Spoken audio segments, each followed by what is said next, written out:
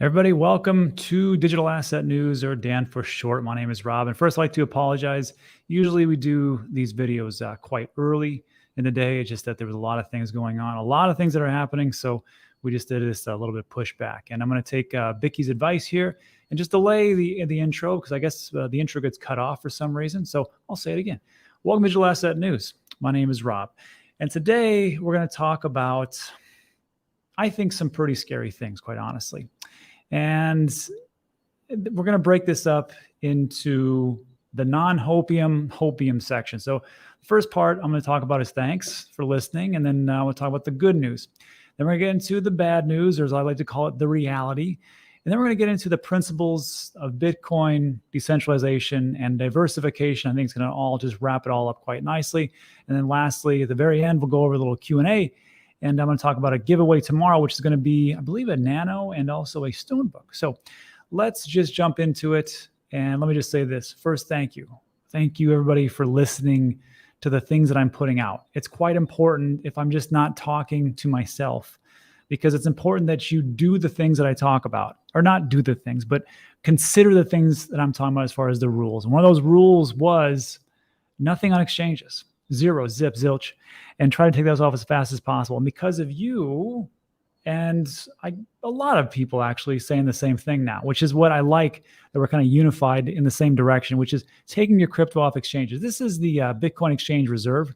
And you can see that over the last couple of years or so, we are far, far, far below what we used to do, which is leave a lot of our Bitcoin on the exchanges. Now we're taking control back. We're kind of figuring out that, hey, we can do this. We can take our crypto off. We can put it on cold storage, or even hot storage on a MetaMask wallet, or any kind of wallet that you want to do. And we can control it. We can be our own banks. And it bypasses the middleman, and it makes everything a lot better. Now, it's a little bit more work, let's be honest, because we've gotten quite lazy with using the banks and institutions. But I think this is the best way, and this is the way that we have to do this moving forward. So again, thank you, everybody, for listening. And hopefully the people that do have things on exchanges, hopefully they took it off so we don't hear the stories about people losing their life savings. So there is that. And then here's the good news. I was feeling pretty good about this story. Dow Jones rallies on the cool inflation data.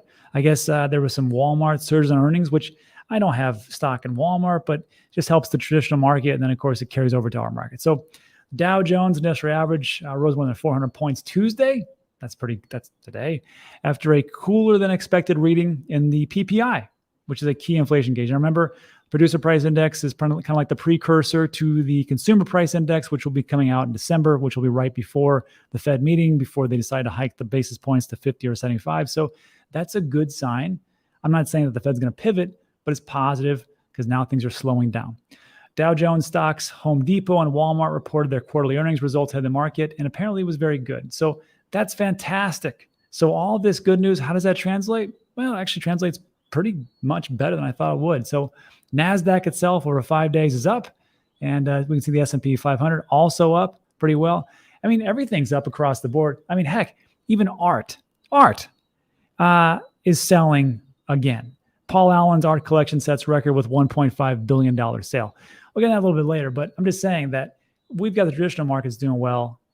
And then, of course, art is selling. That's great. How are we doing? Not too bad. Look, Bitcoin didn't go down to 13K like I thought it might. Just didn't happen. And I'm glad to be wrong. I mean, that's fine. I was kind of hoping for some better deals, but hey, I can't get everything I want to. Bitcoin's up a little bit, Ethereum's up a little bit, and everybody's quite happy. I think there's nothing really fantastic gains except for Uniswap, and rightfully so, because I think people are going to migrate more towards DeFi, so that's good. And then on top of all the things that are happening in the market, I just want to make sure everybody realizes the things that are happening. Remember, the exchanges are not the market, just like the economy is not the stock market. So right now, the exchanges screwed us. Sam Bankman did a pretty great job.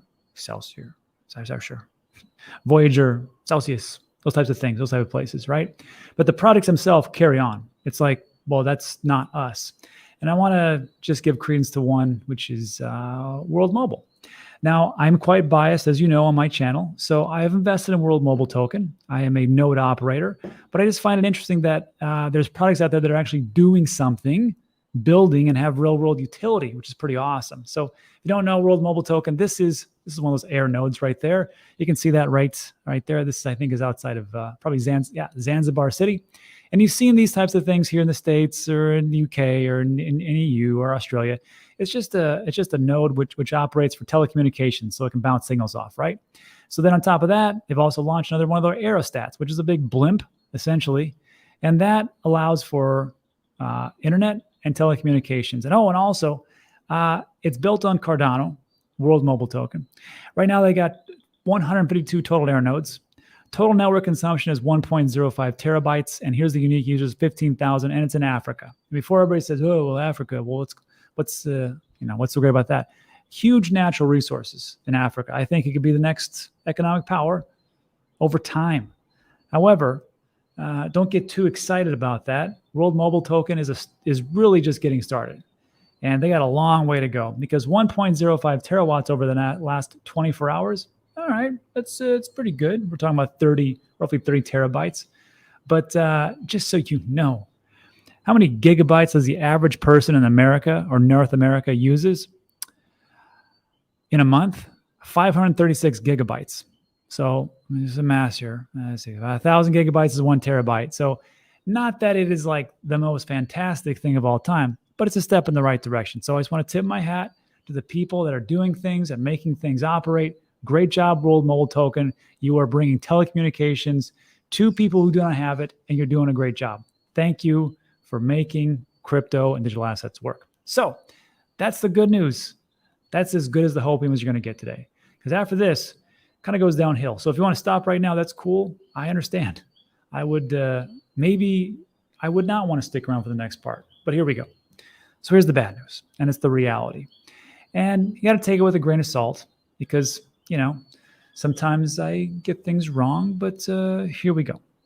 First things first, I don't want to take advice from a guy who is a fraudster. However, it was interesting in a Forbes interview, Bankman-Fried warns that some crypto exchanges already are secretly insolvent. I don't think that is too much of a stretch of the imagination that is actually going on. I think he's right in some regard. Not that they're all insolvent, but I think we're going to see some, what is called contagion. And we can see that, and we've talked about this fantastic, I don't know who did this diagram, but it's fantastic. And we take a look at exactly just how deep this could actually go. So there's SBF, here's Alameda Investments, and we know that there's a bunch of things going on out there, right? Hodl Media, Lido, Masari, Polygon, Refinance, Solana, and my voice could keep going up, but I don't want to. So FTX acquisitions, of course, Blockfolio, LedgerX, which is the difference. If it's a different from LedgerX, it's some kind of platform. I want to say DeFi or something, but it's not the cold storage device. Voyager, BitDex, Circle, PlayUp, Scheme Mavis, BlockFi. And of course, some of these companies have already come out and said, we are not we are not contaminated by this SBF and FTX Ventures and Alameda. However, there's been people that have come out, such as Skybridge Capital, such as WonderFi, such as BlockFi, and some others. So I'm not going to say that this contagion is wrapped up because it ain't. This is Travis Kling, and Travis is former equities portfolio manager, fell in the crypto rabbit hole, now running Ikigai Fund. Not investment advice. That's the truth. This was, is this today? This is yesterday. Yeah, he says, unfortunately, folks, I have some pretty bad news to share. Last week, Ikigai was caught up in the FTX collapse. We had a large majority of the hedges fund's total assets on FTX. By the time we went to withdraw Monday morning, we got very little out. We're now stuck alongside everyone else. And it's I'm not going to read it because it's kind of depressing, but you get my drift. This probably won't be the last one that we hear about. How deep could it go? I don't know. Check out all the different Twitter feeds and the conspiracy theories and things that are going on. It could go super deep, but I'm not here to speculate. I'm just here to tell you the things that I know. And here's what I know. Fed Federal Reserve, Michael Barr, is concerned about blowback to the financial system from crypto. And tell me if I'm crazy, but it seems like this worked out really well for regulators and the government itself as FTX collapses.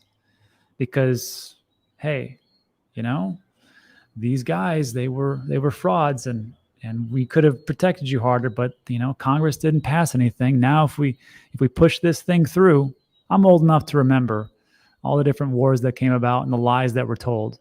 And I'm not going to sit here and say it is or say it isn't. I'm just saying it's happened before. It could happen again. So Michael Barr, Federal Reserve's top financial regulatory official, said he is concerned about risks from the non-bank sector, including crypto, for which the U.S. Central Bank and other regulators have poor visibility. Barr said, and this was at a Senate banking committee, this was today, that includes obviously crypto activity, but more broadly risks in parts of the financial system where we don't have good visibility, we don't have good transparency, we don't have good data, meaning we want it, give it to us. Sure. He also had signaled stiffer oversight of the crypto arena is in the offering, an issue that has taken on added urgency with the collapse last week of crypto FTX. He states, and I think this is positive, but take it with a grain of salt from who it's coming from. We do not want to stifle innovation, but when regulation is lax or behind the curve, it can facilitate risk-taking, of course, and a race to the bottom that puts consumers, businesses, and the economy in danger and discredits new products and services with consumers and investors. Nothing he said here is a lie. I have to admit, it's true. And on some of these parts, sometimes when you let the inmates run the asylum, some bad things happen. I think we can all agree there. So in front of this committee, Senator Patrick Toomey, who is a huge proponent of crypto, Toomey's a pretty good guy. So he asks why they have not issued guidance to banks about forming relationships, such as custody service with crypto firms that could foster great oversight of the sector. And this is where it gets, this last part is where you really got to grind it down, and this isn't good. Toomey voiced concern that the Fed was signaling it may issue guidance to banks wishing to provide custody services for crypto assets, to place those assets on the balance sheets. That sounds great, right? That's what we want, doesn't it? Well, not so fast. Toomey said, he asked Barr this, he goes, but wouldn't this impose a significant cost on banks if they are in fact obligated to put all of the crypto custody assets on the balance sheets? Why is that a problem? Barr said, we've seen banks operate in a pretty cautious way to date. There are very few institutions that are currently seeking to engage in custody activity. Securities and Exchange Commission accounting interpretations for publicly traded banks that they would need to hold. This was the crux of it. Let me read this again because I went too fast. The SEC interpretations for publicly traded banks state that they would need to hold capital against the crypto assets held in custody in a way that they would not need it for traditional custody assets. What they're saying here is as such. If a bank comes in and says, we want to hold Bitcoin for you, we will provide that service, okay? They can't just hold the Bitcoin and keep your money. They're going to say, well, you're also going to have to, which doesn't make much sense if you think about it, they're also going to have a reserve of funds for the value of that Bitcoin in, for whatever reason, if the person comes in and says, you know what, I don't want that Bitcoin anymore, I want the dollars. Well, it was worth this, now it's worth this. What they're trying to do is play like a three-card Monty. You go, no. If you have Bitcoin, you have to have the Bitcoin plus the value of the Bitcoin in reserves, in cash, or whatever kind of assets that you want to say. And they'll probably give them guidance later on. If that's the case, how many banks should be like, sure, sign me up. Let me hold double. No, it's not going to work like that. And that is a big problem. And this would lead me to my last part here. And I got to tell you, maybe this was all planned out. I'm not for sure. And this was the whole point of the video. Banking giants and New York Fed start a 12-week digital dollar pilot. CBDCs, central bank digital currencies, and they're going to start it now. Let that sink in. Global banking giants, that's a stretch, are starting a 12-week digital dollar pilot with the Federal Reserve Bank of New York. The participants announced on Tuesday. Well, I guess it is. Citibank, MasterCard, and Wells Fargo are among the financial companies participating in the experiment alongside the New York Fed's Innovation Center. The product, which is called the Regulated Liability Network, will be conducted in a test environment that use simulated data. The pilot test will show how banks can use digital dollar tokens in a common database can help speed up payments. Remember, a common database. Well, that could be blockchain. It's not very decentralized, especially if it's a single point of failure. So all the things we had talk about CBDCs coming, and people are like, well, how far away are they? Well, here they are. They're right around the corner. They're going to trial it right now here in America. And we're not talking about the digital yuan, which has already been rolled out over a year or so. Now we're going for CBDCs. And I have to ask myself, was this just the master plan all along? I'm not saying it is. So the question then becomes, well, Rob, how does that compare? Because CBDCs, wouldn't that be like crypto or digital asset? It's a digital asset. But is it decentralized? Because you can have cryptos and blockchain, just like China talks about blockchain. That's not the real deal. And we talked about this yesterday. We took a look at the white paper, Satoshi Nakamoto, and we talked about how Bitcoin was a peer-to-peer electronic cash system. It's to be sent directly from one party to another without going through a financial institution, which is essentially what the CBDCs will be, right? And there's one thing that I did leave out yesterday, because we did talk about payments, peer-to-peer version of payments. But you have to remember, and people will say, well, is it really this? It is a store of value. It just depends on the time frame that you're looking at. And that is a big thing. I need you to remember a couple of things. First of all, yes, we know inflation is high, but right now, like a friend of the show, Bennett in the Cryptoverse says, cash is king if you're an investor. And yes, inflation does go up, but hey, it hasn't inflated away 60, 70%, has it? That's what Bitcoin has dropped over the last year or so. However, if your time horizon is long enough, this is what one Bitcoin can get you. In 1980, $20 gets you a cart full of groceries. In 2000, about half a cart. In 2022, $20 can't go far, especially here in Puerto Rico. It's just not happening. In 2011, one Bitcoin gets you, which was about $20 back then, a cart full of groceries. 2021, it could have bought you a pretty damn nice truck. And in 2030, who knows what it could be. Again, volatility and things along the way. But there's one thing that I need you guys to really focus on, which is people are going to talk about CBDCs and the government and be like, what's the difference? I mean, that's the same thing, right? We can just use that. Well, wait for a second. There's this website. Dan Teaches Crypto. It's 100% free. I made it free so you don't have to pay a dime. I cover all the costs and everything else, not a big deal. And the very first video that I have in Module 1, the basics, is this video right here. The easiest way to understand Bitcoin. This is about 5 minutes long. This is Peter Van Valkenburg. And he's testifying before a Senate committee. And that right there is, he's testifying right by Dr. Doom. Noribi, how do you say his name? And I want you just to listen to this again. I need you to really delve into what he's talking about as far as, and just think about how this will how it differs from the CBDC. So just take a listen real quick, about 5 minutes or so. Always a good reminder. My name is Peter Van Valkenburg, and I'm the Director of Research at Coin Center, an independent nonprofit focused on the public policy issues affecting cryptocurrency and public blockchain networks. What is Bitcoin? Bitcoin is the world's first cryptocurrency, and it works because of the world's first public blockchain network. What does Bitcoin do? It's simple. It lets you send and receive value to and from anyone in the world using nothing more than a computer and an internet connection. Now, why is it revolutionary? Because unlike every other tool for sending money over the internet, it works without the need to trust a middleman. The lack of any corporation in between means that Bitcoin is the world's first public digital payments infrastructure.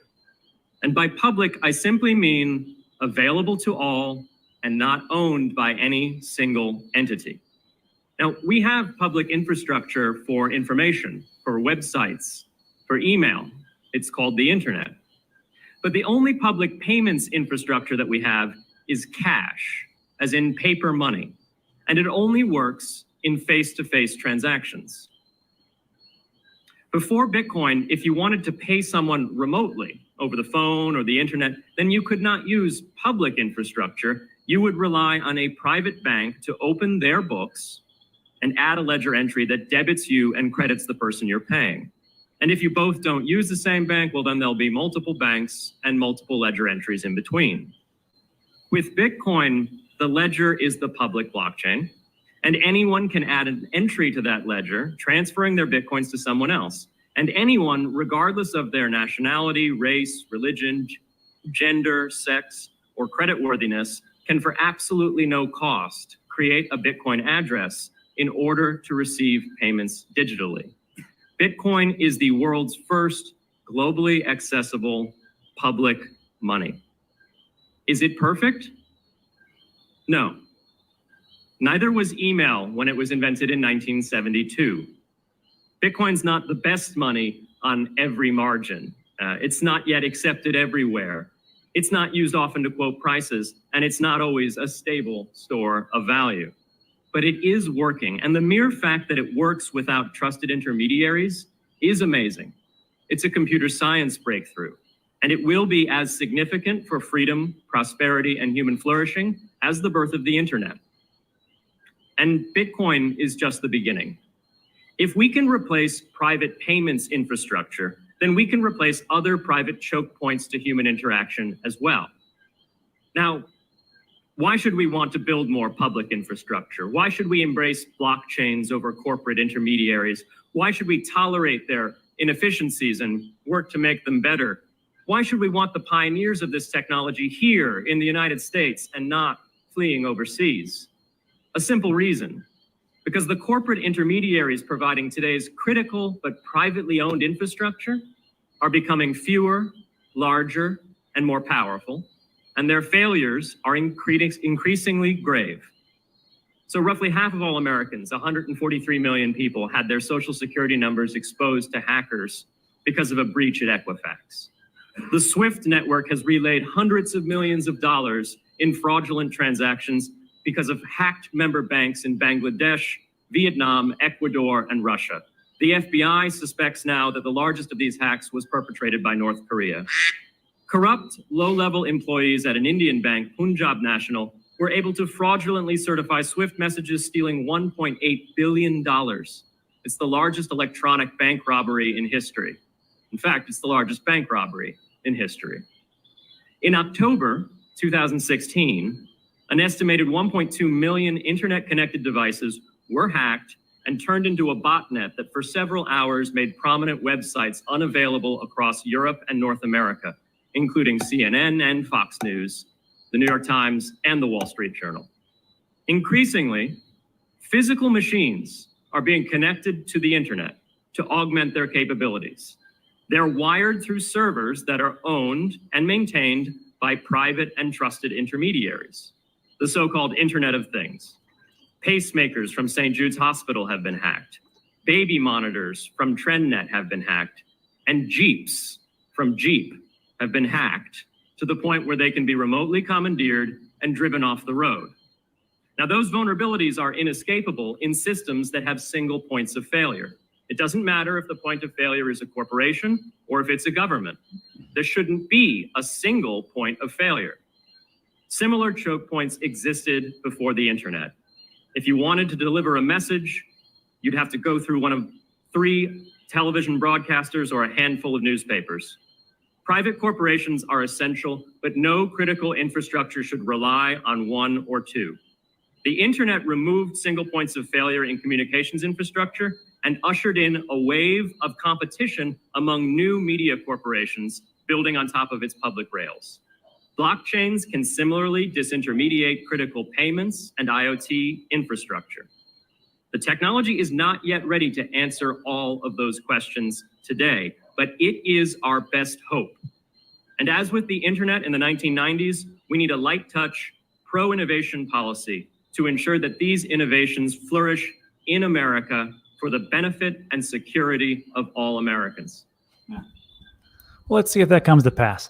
But that was the whole crux of what we're trying to talk about here, which is a single point of failure. Look, if the government wants to do a digital dollar, let them do those things. Maybe it'll solve some kind of problems and people can use it. That's great. But again, if we're trying to take a look at what could potentially be a better outcome and a better way to do things, no middleman. Send out any kind of transaction that you want to. Don't have to ask for any kind of permission. And then just use it on a global scale. And the last thing I always think about is this, is I'm not going to use the digital yuan. I don't know a lot of countries are going to want to use that. And then as we go through a digital dollar, some different countries will, but you can never have enough trust globally to actually use it. And that's why it's a good thing to have a trustless type of system. So anyhow, let me know what you think about that in the comments section. And then now that we've talked about all the good news, the bad news, I think we have to take a look at the reality. And the reality right now is that the market isn't that fantastic. And who knows what's going to happen. So I'm not a financial advisor. I can't give you financial advice. However, I would like to make mention that it's important to diversify just a little bit. Here's my look at diversification. Cash and some stables, some degen plays, Masterworks fractionalized shares of art pieces, land, property, stocks, the Amazon business, staking, of course, I Trust Capital IRA. And it's important to really think about the things that are working out right now. So right now, I want to thank sponsor to the show, Masterworks. I appreciate it. I'm going to have on Mr. Suklitz. And me and him did a quick video, which talked about, actually what talked about right here, which is Paul Allen's, this 1.5 billion sale, which is going on right now in a bear market. And when he talks about these things, I want you to listen. This is about 4 minutes or so. Listen to what he talks about as far as finite, the things that are scarce, and how it also correlates to the crypto digital asset market, especially with art. Again, not a financial advisor, but this is just what I have done personally. So just take a listen. Help us understand what's going on in the interesting world of the art market. Alan Sokolitsky, Chief Financial Officer, thanks for coming back on and talking to us. Thanks for having me on. I appreciate it. Yeah, so this is interesting because right now you're beating the traditional markets. You're definitely crushing cryptocurrency and digital asset markets. And there was a big story just came out. Paul Allen's art collection sets a record. And I don't know how this is possible. It's a $1.5 billion sale, and this is over 2 days. And you guys you're breaking records right now in a bear market. So not only that, I mean, you got a couple pieces. You sold the condo for 21.5% appreciation, 33% profit, 27.3% for Brown and Olin. So Alan, just talk to us, because it's hard for me to wrap my head around this. So what's going on in the art market? What are we missing here? Yeah, I mean, it's one of the things that we've been saying over and over for several years now is if you want true diversification, you should consider investing in art. And it's even goes farther than the diversification you might get in other traditional asset classes, right? You might want to diversify your stocks with, let's say, bonds. That gives you some level of diversification, but probably not all the time. This year would be a prime example because stocks are down 20% and bonds are down 15%. So you're not getting a whole lot of diversification benefits there. But right, you get what I described as true diversification out of investing in art. And, we do often get the question, which is, I don't really understand. I mean, how is it that the art market actually operates this way, where right now, literally in the midst of stock weakness, bond weakness, crypto weakness, in the midst of all that, you have a $1.5 billion art collection that just got sold? How is that even possible? And the best answer that I've been able to come up with is that the art market has probably one of the most unique supply dynamics in it. And what I mean by that is when you think about multi-million-dollar paintings, each one of those paintings is the only one in existence. There are no multiple versions of the same painting. They're all one of a kind.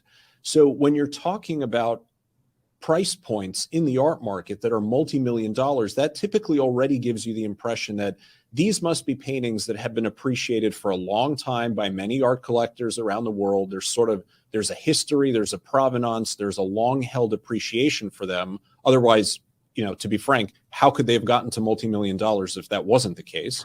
And so when you get to those levels, you realize that you're basically owning an asset, each one that is truly one of a kind. That's probably the most attractive supply story that you could ever have in any investment that you're going to make, where the one that you have is the only one in existence.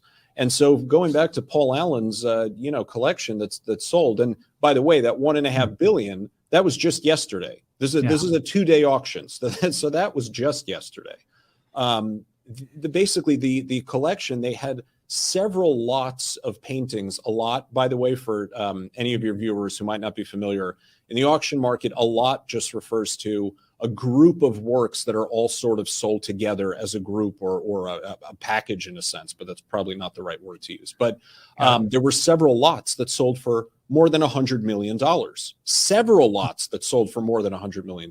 And again, this just goes back to the same thing that we've been repeating for several years now. The art market moves to the beat of its own drum. And this year has really allowed us to hammer that point home in real time. Yeah, I mean, we know a lot about what you're talking about as far as the scarcity aspect of it. What is finite? Of course, with Bitcoin, we have 21 million. It's hard code. It'll never go above that. Other cryptos, that is not the case. But when we talk about scarcity and the finite of certain assets, that does make a lot of sense.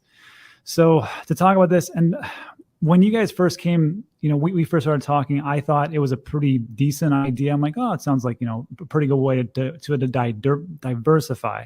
But now that I see what's going on with the S&P 500, NASDAQ, and of course the crypto market, we just lost $400 billion in the last 48 hours. So I can definitely see how this was. I mean, for me, I've got a couple. I got a Basquiat and I have a Banksy, and it's been a good thing because when something goes down, like this, also a couple of different stocks that I have and options, I will also see that, well, thank God I got something that's going up, and that's Masterworks. And that's kind of just goes around what we're talking about. So Alan, I want to say again, thanks for stopping by. We appreciate you just taking the time to come on here. I will just say this last piece, and that is that the reason why we lost those hundreds of billions of dollars, really what it comes down to is an oversight and the ability not to take a look about what's going on behind the scenes. And I have been talking about for clarity, for regulation. And thankfully, I mean, with you guys here at Masterworks, don't everybody forget that every single piece that they have is registered with the SEC because they are securities. And you can find that information on their website. I have a link down in the description. And every single one they have, again, it is registered with the SEC because they are securities. If you're looking for more information, link in the description looks just like this. And we also did a deep dive, so check that out. Again, Alan, I can't thank you enough for stopping by. Thank you very much. All right, easy peasy, down to the business. And that is it.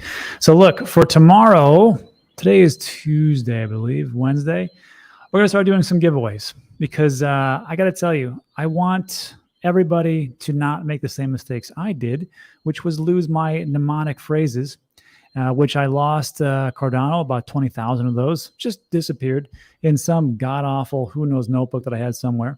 So we're going to be giving away some Shield folios this week and also couple of ledgers because let's be honest, I think we should all take them off. And if you're just waiting, this would be the time to do it. So giveaways this week, we'll start tomorrow with a Shield folio. We'll finish up the week with a Nano Ledger X and go from there. But that right now does it for the news. So if you got to take off, take off. It's been 33 minutes. I appreciate you stopping by. If you liked today's video or found some information useful, give it a thumbs up. Also consider subscribing. Hopefully YouTube notifies you. Probably not. But if you want to stick around, that's great. I'll answer all your burning questions to the best of my abilities. Right now, let's do a little Q&A. So let's jump into the Q&A. Let's see. Let me get rid of this banner. My favorite part of the show.